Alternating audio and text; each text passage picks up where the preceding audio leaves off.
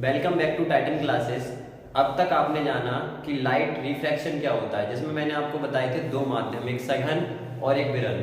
तब हमने देखा था लाइट रिफ्रैक्शन में क्या होता है, जब कोई लाइट एक मीडियम से दूसरे मीडियम में एंटर करती है तब क्या होता है, वो अपने रास्ते से हट जाती है, जिससे उसकी वेलोसिटी भी इफेक्टिव होती है और वो अपने रास्ते को चेंज भी करती है। यही फिनोमिना हमारा कहलाता है द रिफ्रैक्शन ऑफ लाइट, प्रकाश का अपवर्तन, जिसमें मैंने आपको बताया था कि कौन सा माध्यम सघन होता है, कौन सा विरल होता है। जब प्रकाश की किरण विरल से सघन में जाती है तब वो अभिलंब के पास आती है, या फिर जब वो सघन से विरल में जाती है तो अभिलंब से दूर हट जाती है। और इस पर हमने देखे थे कुछ न्यूमेरिकल्स को, तो आइए अब हम आगे देखते हैं।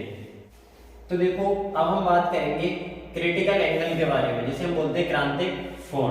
तो देखो, क्रांतिक कोण क्या होता है। क्रांतिक कोण पहले तो सघन माध्यम में बनता है, तो हमें इसमें कुछ क्राइटेरियाज को फॉलो करना होगा। वो क्राइटेरियाज हमारे ये रहेंगे कि किरण हम किससे किस में डालेंगे, सघन माध्यम से विरल में एंटर करेगी वो। तो देखो, मान लो कोई प्रकाश की किरण सघन माध्यम से विरल में एंटर करती है। इसमें मानता हूं ये हमारा जो मीडियम था वो सघन माध्यम था, डेंजर मीडियम था, और ये था विरल।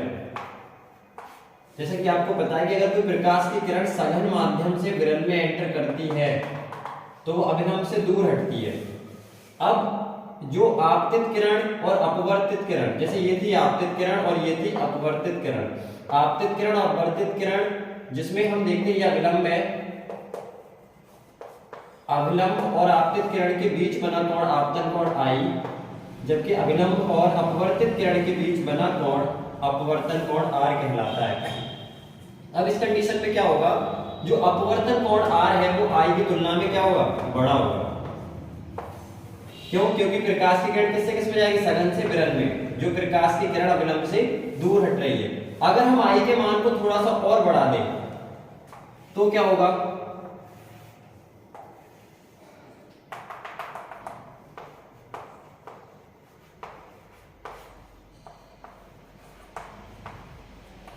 यदि हम आई के मान को थोड़ा सा और बढ़ा दें तो जो हमारा आर है, आर का मान भी बढ़ जाएगा, मतलब इस तरह से।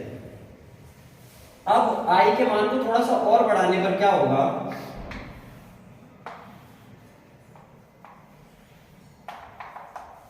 ये जो प्रकाश की किरण है वो पृष्ठ सीमा पर जाएगी इस तरह से। तो क्या होगा, जो आई का जो मान है ये आई और ये आर, जब अपवर्तन कोण 90 अंश का हो जाएगा, यानी कि r इक्वल टू 90 डिग्री हो जाएगा, तब I बराबर C हो जाएगा, क्रांतिक कोण।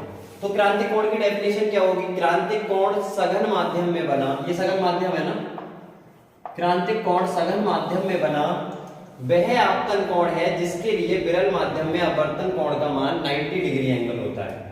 दोबारा समझ लो, जब कोई प्रकाश की किरण सघन माध्यम से विरल में जाएगी तो अभिलंब से तो दूर हटेगी, लेकिन क्या होगा, अगर हम आई के मान को बढ़ाते जाएं तो एक मूवमेंट ऐसा आएगा कि जो आर का जो मान है, आर वो 90 डिग्री हो जाएगा।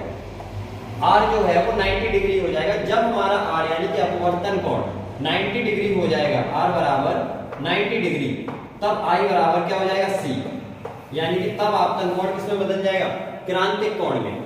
देखो, हमने क्या किया, प्रकाश की किरण को सघन से किस में डाला, विरल की ओर। सघन से हमने प्रकाश की किरण को विरल में डाला, यानी कि प्रकाश की किरण पहले सघन में चली, उसके बाद विरल में चल रही थी। तो हमने धीरे धीरे सघन माध्यम में जो आपतन कोण बन रहा था हमारा आई, ये है आपतन कोण। इसको हमने क्या किया, धीरे धीरे जब बढ़ाया तो प्रकाश की किरण अभिलंब से थोड़ा दूरी बनाती हुई चली गई, और एक समय ऐसा आया कि जो अपवर्तन कोण आर जो हमारा है वो 90 डिग्री के इक्वल हो गया। जब 90 डिग्री हो गया आर हमारा, तब आई बराबर सी हो जाता है, यानी कि अपवर्तन कोण जब 90 अंश हो जाता है तब आपतन कोण क्रांतिक कोण में बदल जाता है। तो क्रांतिक कोण की डेफिनेशन होती है कि जब कोई प्रकाश की किरण या फिर सघन माध्यम में बना हुआ वह आपतन कोण जिसके लिए विरल माध्यम में अपवर्तन कोण का मान 90 डिग्री होता है, सघन माध्यम में बना हुआ कोण क्रांतिक कोण कहलाता है। Thank you.